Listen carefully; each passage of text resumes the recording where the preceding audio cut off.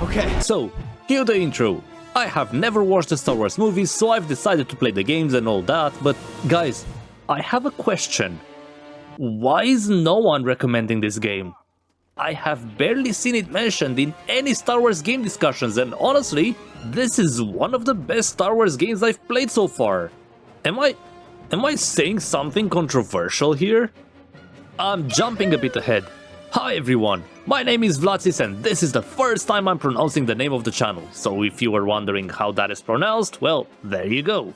My goal? To see how well the Star Wars games have been made for people who have not watched the Star Wars movies. Do you need to see them to enjoy them? That's what I'm trying to figure out, so even if you've not watched the movies or have absolutely zero interest in Star Wars, just stick with me for a while as this game is worth it. Imagine this scenario. You know absolutely nothing about a fictional, not world, universe that spans literally thousands of years and has... Let me check...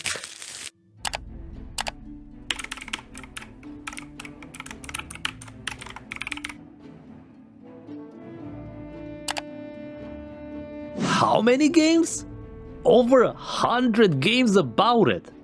Yeah, I'll be retired by the time I finish this. But with so many games to choose from, which one do you choose to play?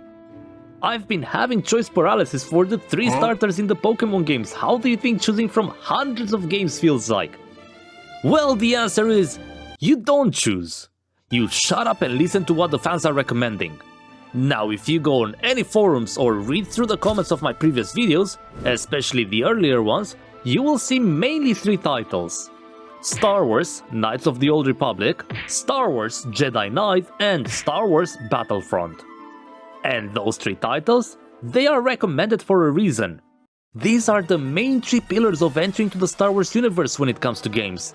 They are sort of the things you don't want to miss out on, like how you recommend Lord of the Rings to someone who has not watched any movies in their life, or Death Note to someone who has not watched an anime.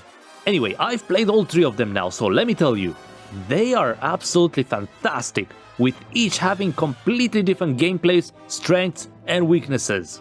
Like how Knights of the Old Republic has one of the most, if not the most mature story in a Star Wars game. They put the R in the Star Wars with that one. Top that off with having created a whole era that spans thousands of years before the movies, and you created yourself an army of Revan fans. A character that is so beloved that when the trailer for the new LEGO Star Wars movie came out, a big focus of it was the few seconds in which he was revealed to be in the movie.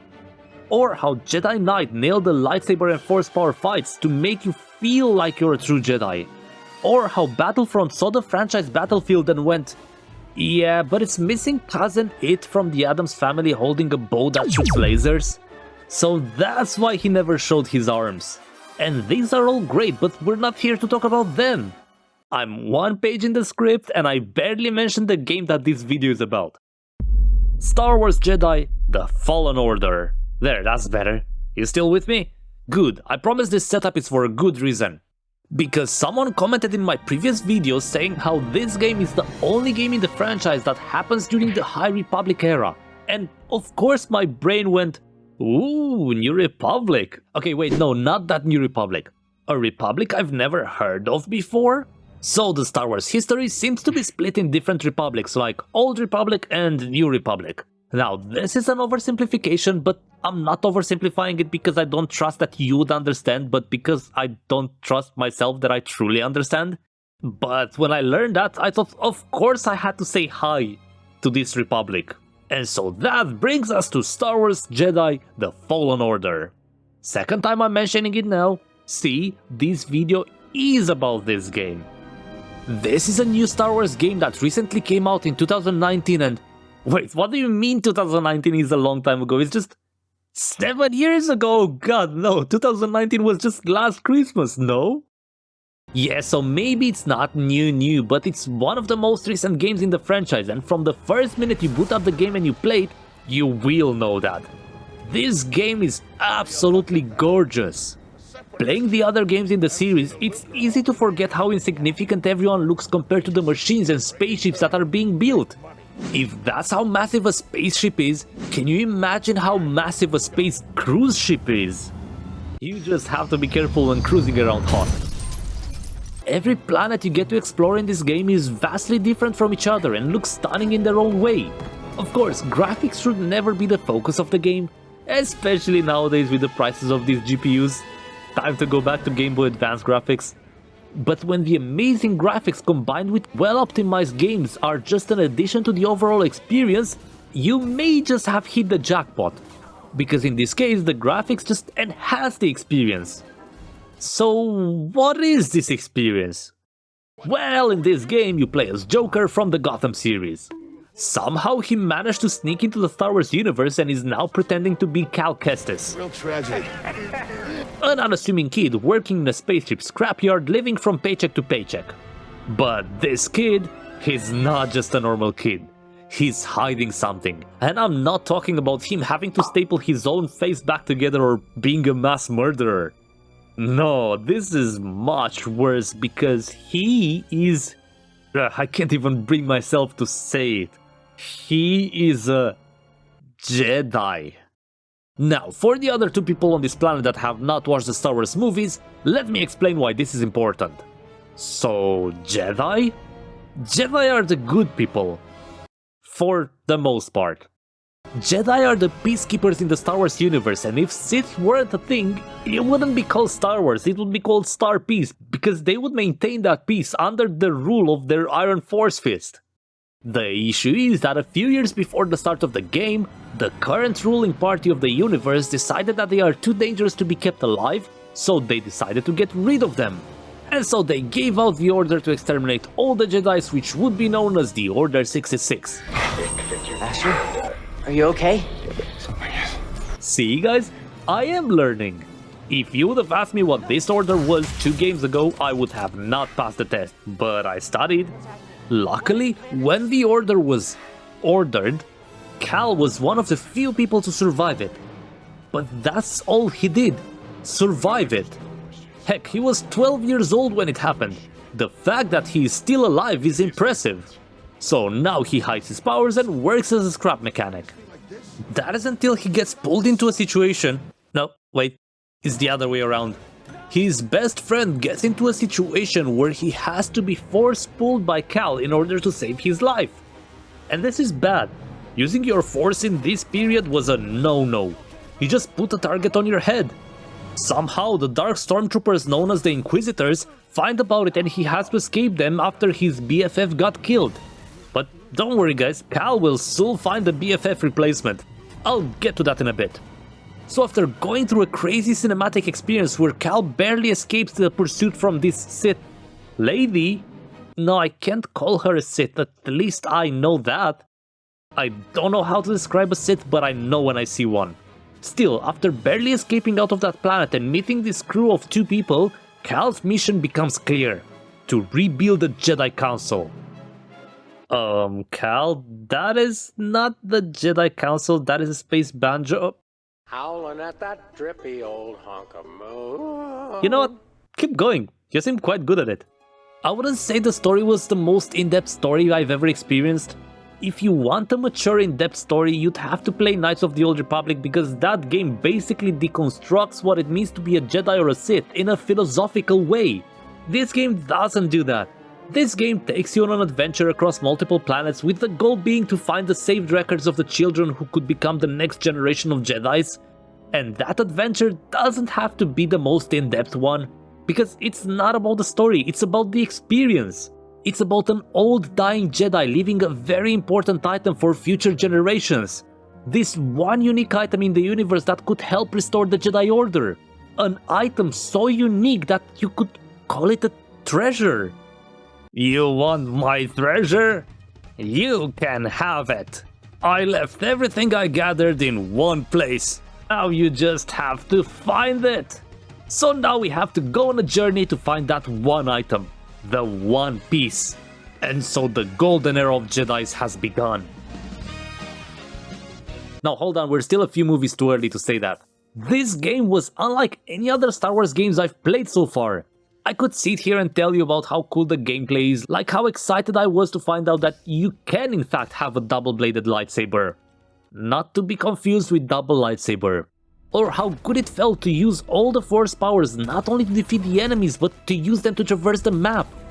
I will say this though, this game had some really fun bugs.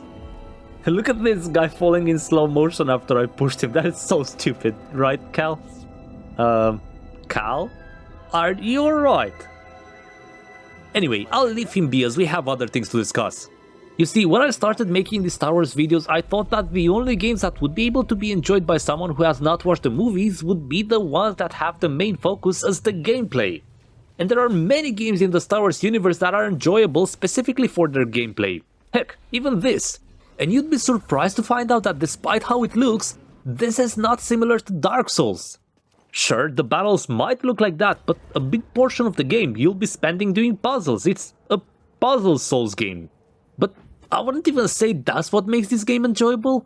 It's crazy for me to say this, but I think the story is the main enjoyable part, even without knowing anything about the Star Wars movies. It might have moments that leave you scratching your head like I did with questions such as, should I know this person? Are they important? Or, wait, Cal as a kid has this strain of hair that he grows out. Do all Padawans have that? Or even, who in the world are the Night Sisters? For people who have seen the movies, this one I did realize later on that they are canon, as the planet they are found on seems to be the planet of the spiky head aliens. But these moments are not the main focus. In fact, the actual story seems quite self-contained. But before I properly start talking about the story, I need to give you all a warning. If you haven't played this, I recommend doing so before continuing, but if you have or just want to know about the story more anyway, well, I would say from a Star Wars fan perspective, you will feel right at home in this one. There is a main goal which I talked about, but there's also what at this point I'd call classic conflicts in a Star Wars story. A young Padawan whose teacher died, so he has to come to terms with what happened instead of just running away. Why did his death even happen? Was it avoidable? Could he have maybe done something different when it happened? Sure, he was a kid and his master died to protect him, but what if he was stronger? At one point, these thoughts even manifest as an image of the master which you have to defeat, not by fighting it, but by letting go of these dark thoughts. It's not what the master would have wanted. For the other crew members, the conflicts also exist. Serejunda? Anyway, the person who has rescued Cal is revealed to have also been a Jedi. Another person who survived the Order 66. But the way they survived it, it was way more scarring than what even Cal had to go through. And at the start it's only hinted at as she's explaining how she was hiding with her Padawan and some children, but they were about to be discovered. So she told her Padawan to hide while she distracts the rest of them, and, well, whilst that worked, she got captured and tortured. She knew too much. Her master was a Jedi that roamed the galaxy, learning as much as he could about this ancient civilization called Zepho, which I'm not even sure it's canon. I've never seen them in any other games, but this civilization seems to have had really strong ties with the Jedis, so there was much to learn from them. Not only that, but they also wanted to learn where her Padawan and the children were hiding. And while she did get tortured, she said she hasn't caved in but barely escaped, and ever since then, she hasn't tried to use the Force. And there were a lot of breadcrumbs given here to tell the players that there were some inconsistencies in her stories clearly leading to something. And this got me thinking about so many possibilities, but I got too excited. I was allowed to cook and I overcooked, because after encountering that terrifying Inquisitor, I started thinking, wait, she calls herself the second sister, and there's also the ninth sister. Could it be Sarah is actually a spy and she's the first sister and... never mind. Her Padawan is the second sister and basically confirms that Sarah is not on her side. But with this reveal, you get the full picture. Sarah was not able to withhold the information during the torture. And this led to the orphans being captured and the Padawan, Trilla, to be turned into an Inquisitor. When she realized this happened, she tapped into the Dark Force and killed everyone in the room. Or so she thought. Because Trilla survived and is now on the hunt for the same relic that would reveal the location of all the children. And I think a big part of why Sarah is trying to fight so hard to get this is because she doesn't want to fail again. If this holocron ends up in the hands of the Inquisitors again, well, this would be the second time she failed protecting the next generation. Another crew member that joined only much later was Merrin, a Night Sister. Not the same as the Ninth Sister, I don't know why they'd have such a similar sounding name. Now, if you are confused as to what this Night Sister is, don't worry, so am I. So there's this planet Dathomir where I guess the alien race that is Darth Maul comes from, but this planet also has the Night Sisters, a race that uses the Force in a different way because this is not blue or red, this is green, and it makes them look like Ermac from Mortal Kombat. Also, they are able to raise zombies for some reason. I never thought I'd see actual zombies in Star Wars. I believe they were almost eradicated by Count Dooku, which I know next to nothing about, so I'll just tell you that you don't have to care about it. The point is that because they were lied that the Jedi did it, the only surviving Night Sister has a massive grudge on the Jedis. Which becomes really important to the story, as the more Cal interacts with her, the more she starts trusting him. Towards the end of her storyline, it's revealed that a Jedi that turned into the dark side, Taron Malakos, has manipulated her to teach him about this magic. This Malakos guy then proceeds to take all these teachings about summoning dead, teleporting and turning green, and not use them at all in his fight against Cal. I don't know if the writers just forgot about this part, to be honest. But anyway, her story concludes in a bittersweet way as she agrees to join Cal's crew but acknowledges that nothing will bring back her people and that she may be the last of her kind. And I'll be honest, Merrin, the way Cal looks at you right now, I think he's thinking of a way to fix that. Anyway, the next crew member is the pilot, Grease Dritus Natus. Okay, I'm sorry, that was bad. But the thing is, he also has struggles with addiction. This bastard's only issue is that he lost the Counter-Strike skins he bet after he listened to his favorite streamer that promised he would win. And you know what? This guy is great. He might be the comedic relief, but this game does so well in allowing this crew to become friends, almost family. By the end of the game, everyone feels more comfortable with each other, making jokes, sitting at the table. It's a great feeling. But I don't want you to think that I forgot about the last member of the crew. I saved him for last because I loved him the most. This tiny robot called BD-1. The funniest thing about this robot is that he has a more tragic backstory than the pilot. Because this tiny robot is very important to finding the holocron for reasons. Listen, I don't remember why, to be honest with you. He's a robot left by Sarah's Jedi Master in order to help whoever they end up trusting with finding the holocron somehow. Cal ends up being the one that finds him, but I did not expect so much development between these two. At the start, Cal obviously was very cold to this robot, but as they went through different difficulties together, helping each other, they became friends. And I love how you can see it in the smaller details as well. At the beginning, whenever Cal would talk to the robot, he would call him by the full name, BD-1. BD-1, over here. But as the story progresses, he would lose the 1 and call him in a more friendly way, just BD. Nice throw, BD. And I found that small addition so important to the development of their friendship. In fact, all of these characters were allowed to develop in a natural way. As much as the characters tapped into the Force, it didn't feel forced to me. It genuinely felt like playing out a well-written adventure movie. Of course, this adventure had to end with a bang. And oh boy it did. Because the holocron was stolen away to the main enemy base, so Cal and Sari had to assault the base alone. And this felt awesome. By now, Cal's skills were mostly upgraded, so this wasn't a challenge as much as it was a show of force. No amount of enemies that come to him are able to stop him as he single-handedly destroyed the place. And sure, I might have struggled a few times at the final boss, but man, did this part make Cal feel powerful. Until this guy arrived.